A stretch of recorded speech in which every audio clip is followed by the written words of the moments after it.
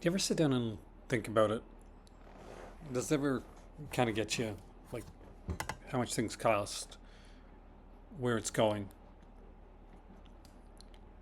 It's a different world than when I started collecting, or when I restarted around 15 years ago.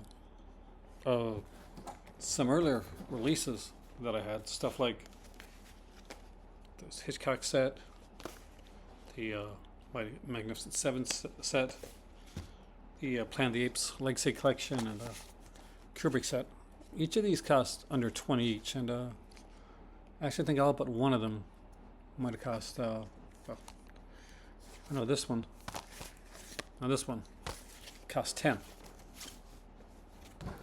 Which is amazing to think right now. We're at a time when a lot of things have become more prestige and collectors and limited.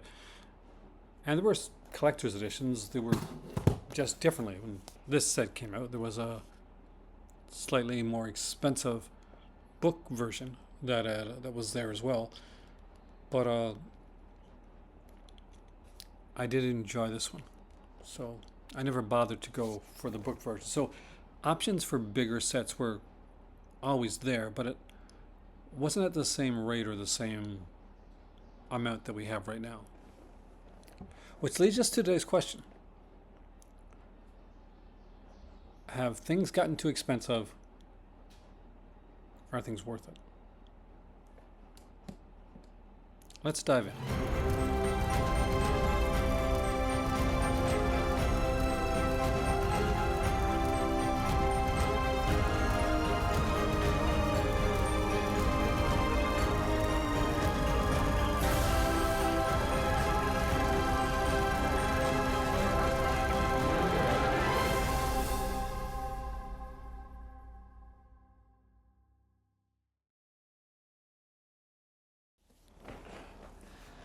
No matter what you collect, it seems things have raised in price. Things have gotten more expensive. This is an omnibus. We're not talking about comics today. It's just an example because although this itself is fairly pricey,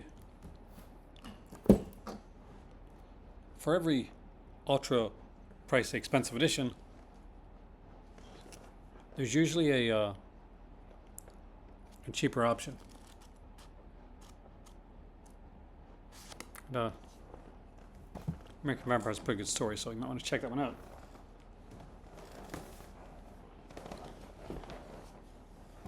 So recently I talked about imprint and umbrella and hammer being the imprints, the labels that have gotten me excited about collecting again.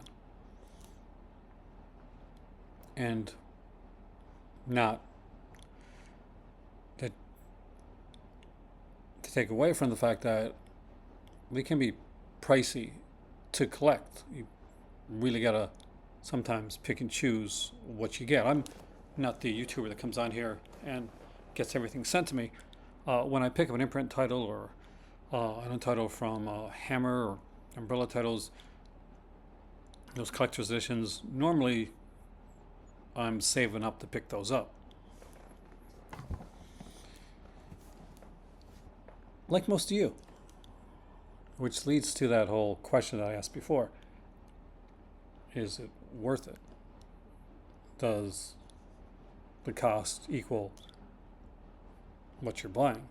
Now, that really depends, doesn't it? I picked up the Quatermass 2 set, and I would fight anybody to not find the worth in that edition. You can, of course, go and pick up Quatermass 2, a regular Blu-ray edition. Nothing stops you from getting that, or maybe even got the old DVD of it. And that's good enough.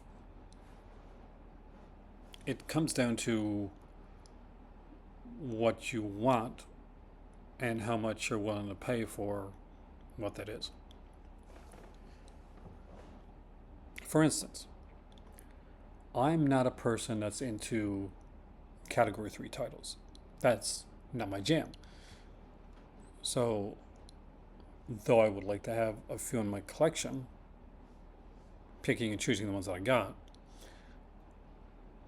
I'm probably going to be on the lower end of the spectrum when it comes to spending for that. So if I find a DVD or a Blu-ray or a collection for cheap, or I find something in a CX or a Value Village, that's probably going to be my go-to for something like that.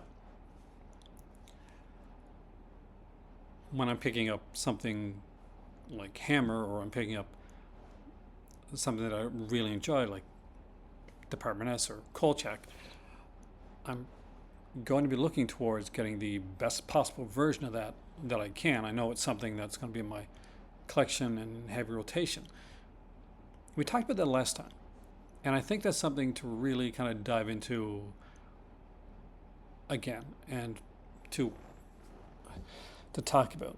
See, we all have stuff that we collect, and over time that collection usually gets larger and larger, and sometimes you weed things out, or you try to figure out what it is that you like and that you're watching. And that's a good way to decide which titles are going to be worth it more to you.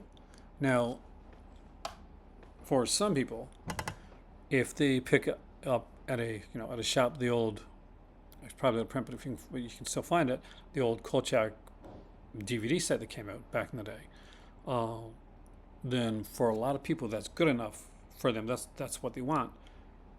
For somebody that's like enamored with the series and grew up with that and X-Files and kind of understands what it meant to me and what it meant to I guess my age range, my age demographic, then we're probably going to be the people that are going for the fancier sets. It's kind of like when you look at some of the Hitchcock stuff. Right now, there are a lot of different options for Hitchcock. Imprint is putting out some new Hitchcock releases, the early years, and they're putting out the Hitchcock 9, which is the silent stuff. They're putting the Hitchcock Hour, the season 1 of the TV series. There's a brand new Hitchcock set coming out, a 4K edition of, let's see if I got it here. It's probably up there somewhere. A 4K edition of the big Hitchcock Masterpiece Collection. Now, if you picked it up on DVD, that may be your go-to and where you want to stick with it. I know that I'm not sure if my cousin got it, but if my cousin has limited space and travels sometimes a bit, so for him, a DVD copy of something would work well because he'll be able to take that and that he'll buy, and he'll just make like copies of them onto his computer and to a hard drive so that he can watch them while he's on the go. He has no interest in buying like a digital copy of something, but he likes to have a physical copy of something that he owns and afterwards, have a backup copy himself, which I always recommend people do over just buying something from an iTunes store or something like that. At least if something happens and it disappears from the store, it hasn't disappeared from your collection. Now, there's people like me that went for the Blu-ray collection for the Hitchcock Masterpiece set. And now there's a 4K one coming out.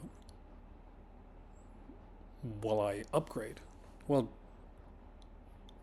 would I need it? Now, for a Hitchcock aficionado, somebody that's really into the master and wants to see them in the best possible way that they can, it could be a good way to do it. Now, it all depends, like on everything else, when it comes to a format change, how the remasters are done, how it looks, if there's anything new, if they're bringing anything new to the table. And there is also the option of buying the smaller Hitchcock 4K sets to just get the titles that you do want. They usually come, I think, 3 in a set. Sort of a 4K, this one right here. I'm guessing this one will probably eventually get a 4K itself. It's Notorious Rebecca and Spellbound. And really fun, great titles. And I know they recently got another Blu-ray release somewhere, but for the life of me, I can't remember where right now. So what makes it worth it? aside from the obvious, okay, this is something you like, or this is the format that you like. Well, I talked about it before. When it comes to longevity, well, it's Blu-ray is your king for that. It's the format that will have the longest shelf life. If you're looking to grab the best version of something, like picture and sound wise, that can often be but not always, can often be the 4K. If you're looking at a Warner Brothers release, 9 times out of 10, with the work that they put into the releases, if you just look at things like Dirty Harry, Pale Rider, Outlaw Josie Wales, or Constantine, their 4Ks are impeccable. And they tend to be, if you're a fan of the films, worth the upgrade. But what about the collector's editions?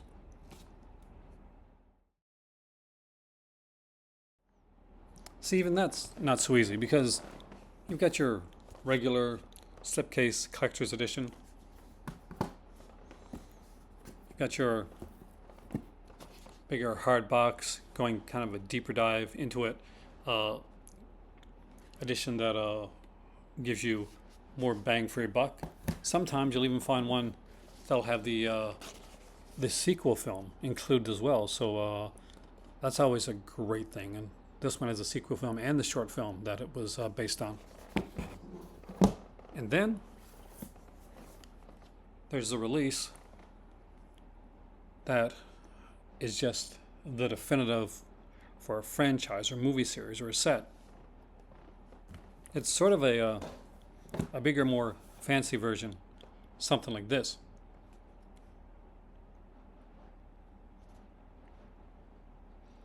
Now, one takes up considerably less shelf space than the other.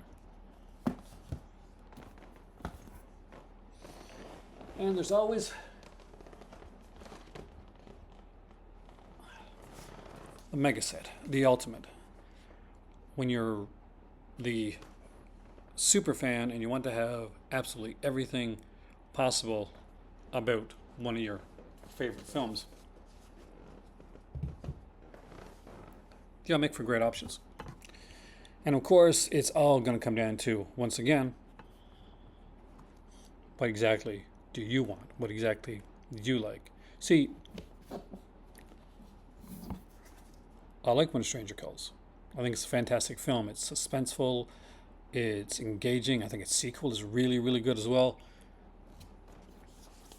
And when this came out, I knew that I was going to be grabbing it. And with the edition that's here, even if a 4K came out, unless something magnificently big came with the 4K, and the feature-wise, I do think this is the ultimate edition of this film.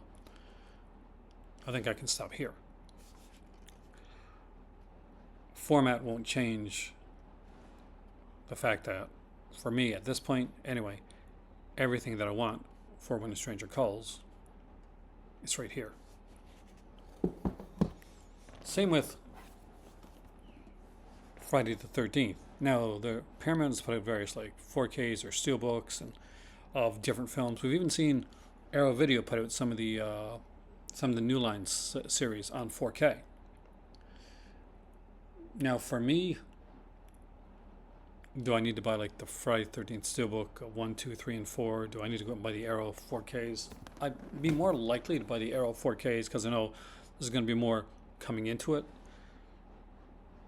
Because in the set, unfortunately, New Line kind of like really tied their hands when it came to features. But I do know that the Paramount stuff is just usually going to be the 4K upgrade, and I don't need that. It's Friday the 13th. This looks fantastic there. This is the definitive way to own it.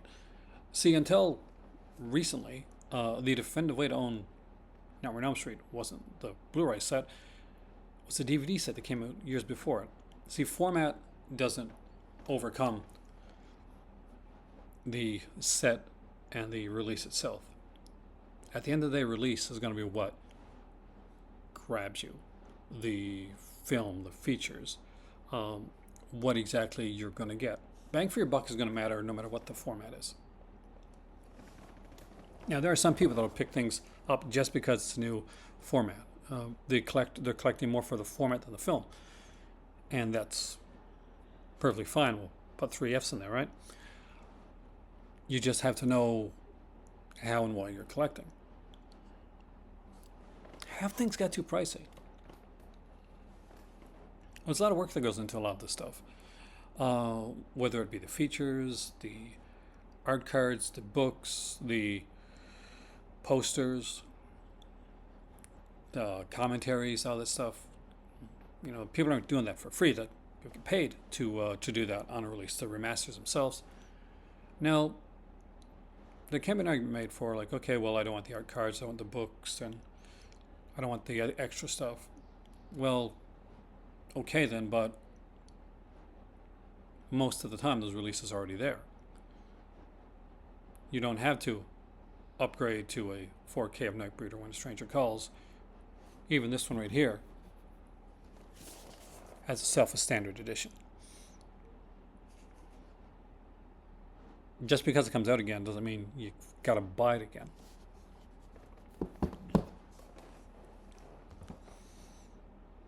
There are a lot of times if you've got something in your collection, and you may not need to buy it. You may be satisfied with it as it is. And here's the other thing, bringing things in a complete circle all the way back. Maybe it's something that you don't watch a lot. Maybe you've only watched it once or twice.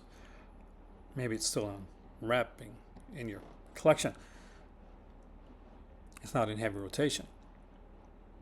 A release like that, you don't really need to think about getting a bigger mega edition of.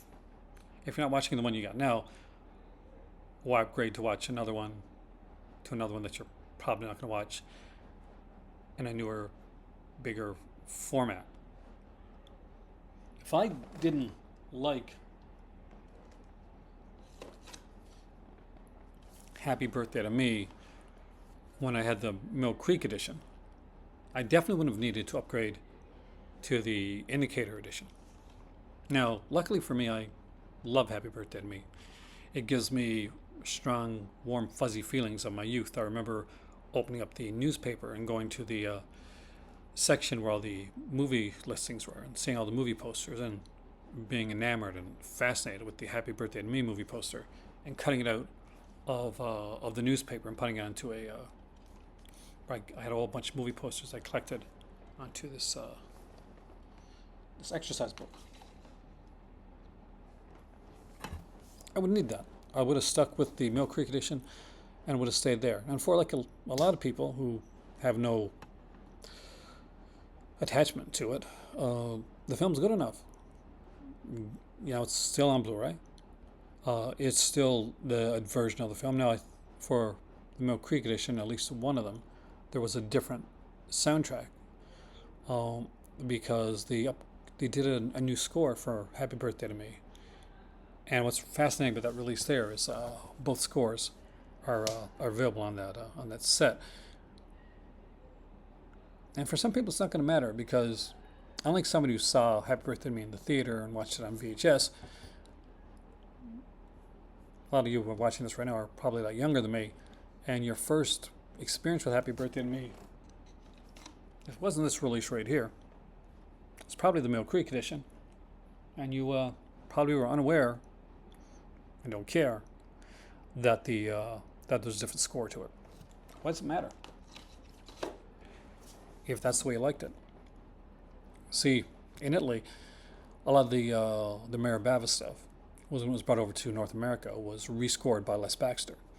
A lot of these AIP releases, they were rescored. Sometimes they were edited into different, with different cuts, and things were taken out or things were put in different order. Things to more Americanize them, to make them more palatable for a North American audience. And for people like my dad, and for people like me who grew up watching them on TV, those were the versions that we saw. So, although as a collector I want to have the original editions with the original scores, which sometimes can be absolutely amazing, I do try to find the ones that give me both options, because I do have that nostalgia factor for what I first heard and what I first experienced. It's why you see so many releases like Phenomenon that have so many cuts of a film, like North American cut, like Creepers, that people tend to enjoy when Nightbreed came out. You guys know my Nightbreed video, right? Um, there was the theatrical cut of it, and there was the director's cut. To this day, I still prefer the theatrical cut of the film.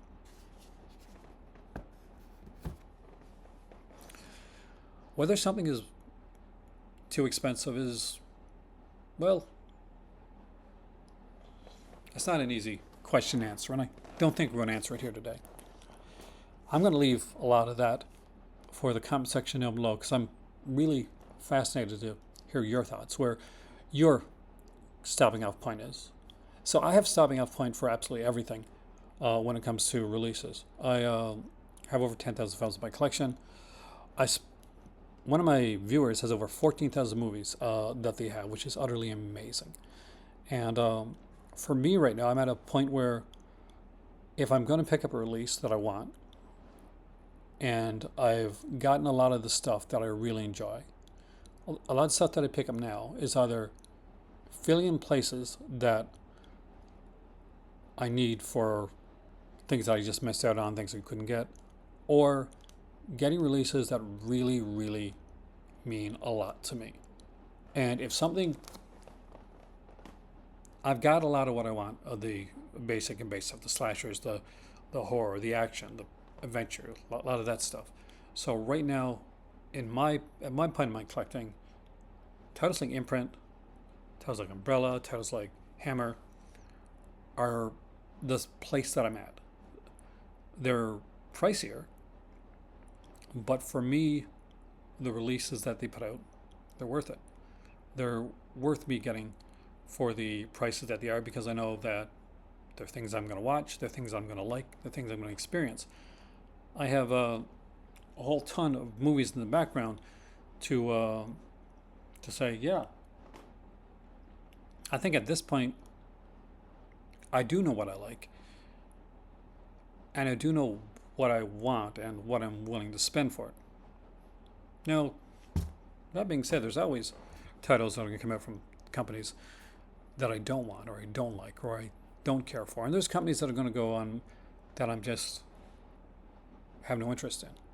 I'm sure we all have those. We all have different like titles and companies that just never did it for us, never really hit us.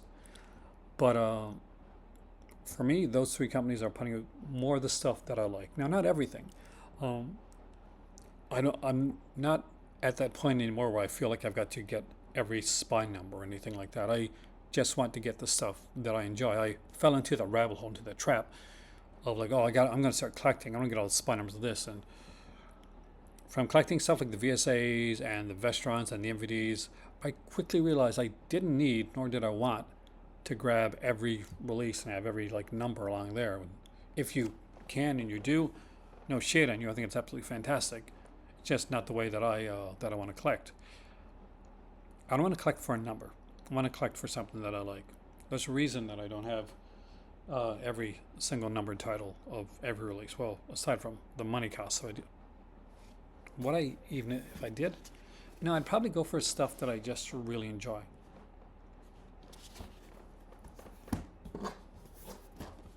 So this release here, this release here,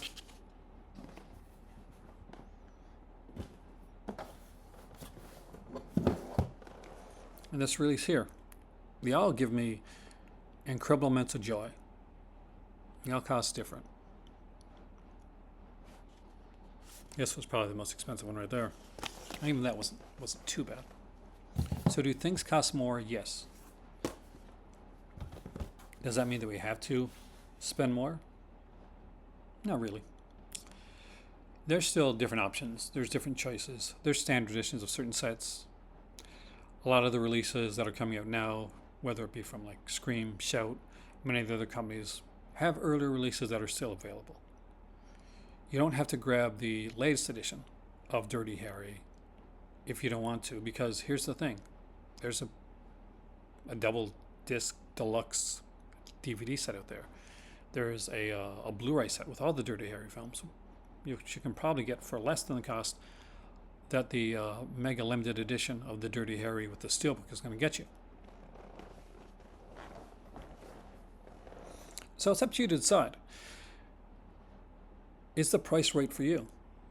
And if it's not, there's nothing wrong with that. There should be no shade for that, or oh no, or anything bad about not wanting to get something that's bigger price. Don't let yourself fall into the FOMO, the fear of missing out, if it's something that you've already got on your shelf. Unless it's something that you absolutely adore and you know you need to have that edition of it.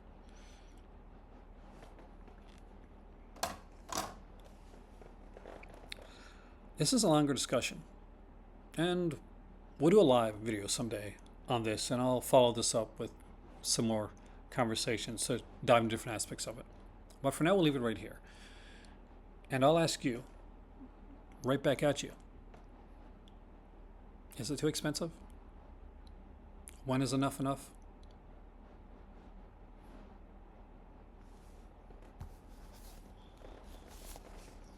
Is this good enough, or would you need a 4K mega set, ultra limited, special edition? There's nothing wrong with either answer.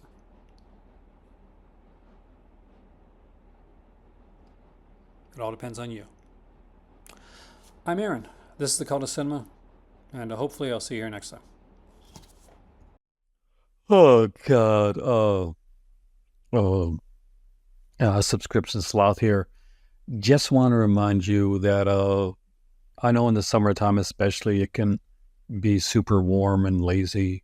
But if you're liking this video, make sure to like, share, and subscribe. And if you want to go that step further and join the Patreon, there's a link for that down below. You can super sticker, super chat, or donate. But above all, just lie back and enjoy the video, because that's what I'm going to do.